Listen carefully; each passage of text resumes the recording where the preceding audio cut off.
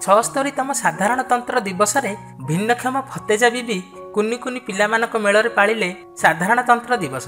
Salepur block बारीगोल बोदामुंडाई anganwadi पिलामानक सहित पताका उत्तोलन करथिले। फतेजा बीबी अंगनवाड़ी पिलामानक सहित प्रतिवर्ष पाळुछंती साधारणतंत्र दिवस। फतेजा बीबी अन्य भिन्नक्षमଙ୍କୁ साधारणतंत्र दिवस रे वार्ता रखिछंती जे निजको केबे भिन्नक्षम भाबंतु नाही, निजको सक्षम भावी चलंतु। मु जने भिन्नक्षम, मो ना फतेजा बीबी।